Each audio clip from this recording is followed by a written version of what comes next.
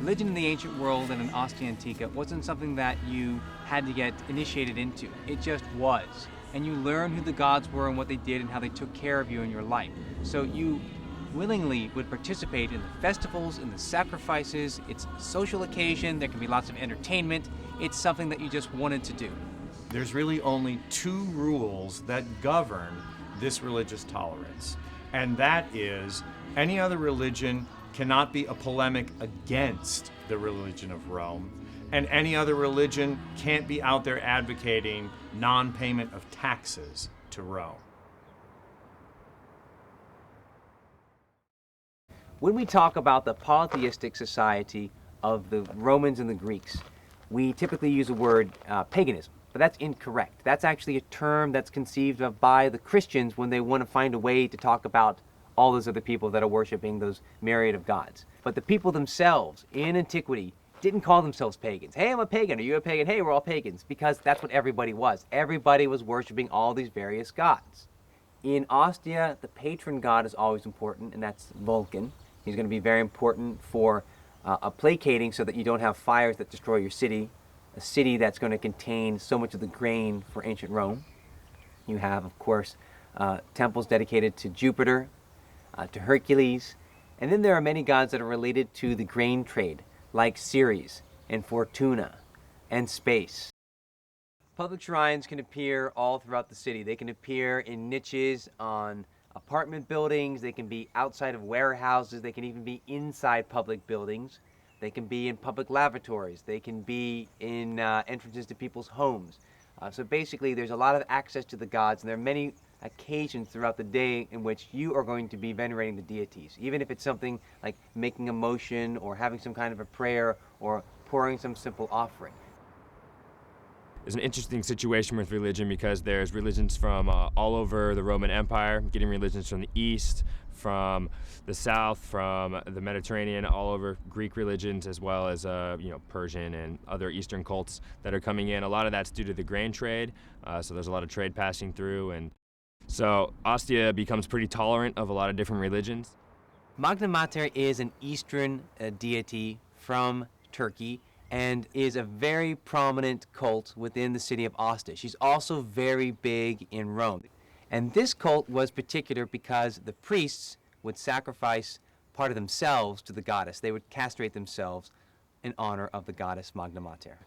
Mithras is a Persian deity whose cult is extremely popular with the Romans really in the 2nd and 3rd centuries AD. It definitely is appealing to men that have been in the military, because a lot of the hierarchy in the scheme, in the cult, allows you to advance from one level to another. He's usually shown in iconography with a little Phrygian cap on his head, and we know a lot about him through various iconography. Not much written, or not anything really written, because of this secret idea of the cult. But you're going to find him underground a lot because the story goes that he's emerging from a cave. The Republican phase of Ostia has many temples.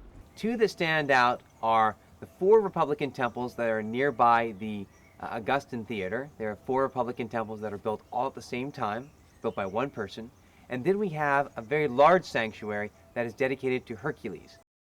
The Romans and the Ostians tell the story that sailors, fishermen, are dredging up along the shore to pull in fish, and they draw up a statue of Hercules. They don't know what this means, but the local priests or soothsayers say this means that Hercules wants a temple. That is why it's constructed right here in Ostia. Before the emperor, people, particularly in the east that are conquered by the Romans, begin to venerate the concept of Rome, and they create the goddess Roma to venerate. But with the emperors, they develop the cult of the emperor, and this is also promoted by the emperors themselves. And Ostia is a typical place that you can see in the imperial period just how important the cult of the emperors has actually become. By the 3rd century AD, there's a very massively rebuilt structure called the Augusteum. It's a very impressive round temple, kind of like a smaller version of the Pantheon, but it was very prominently located just off the Forum, and it was a place then to venerate generations and generations of the imperial family.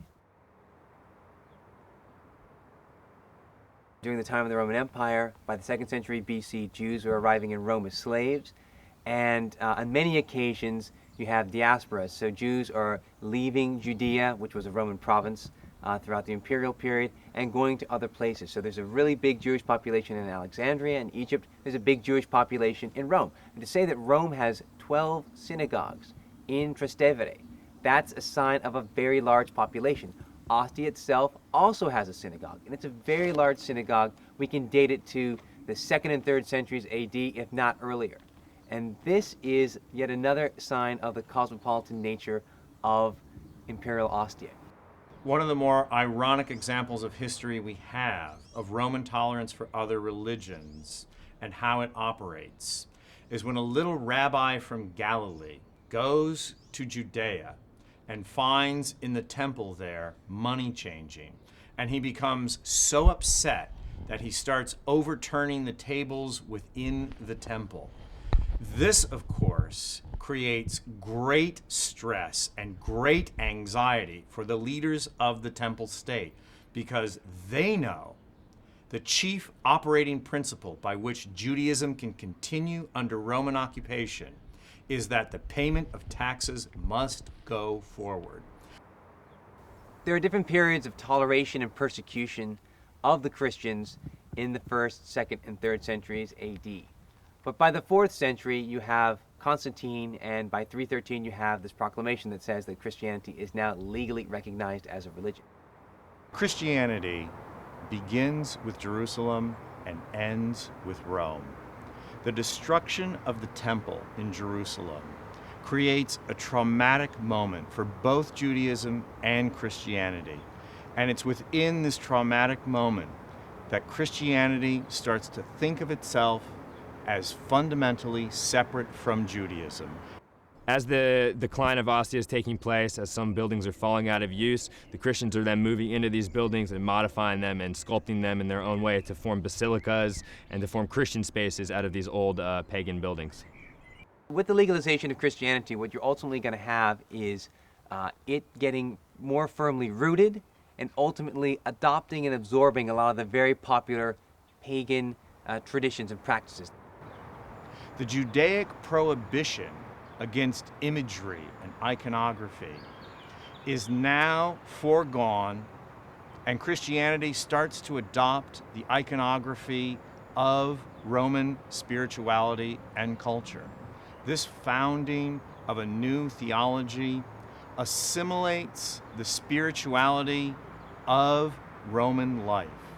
So the veneration of the gods in the daily life of Roman society now becomes for Christianity the veneration of saints. So for the Romans, it's not the religion issue. It's rarely the religious issue. It's about law and order, people paying their taxes, and people following the Roman laws. Western civilization will not see this kind of tolerance for almost 1,400 years after the Roman civilization.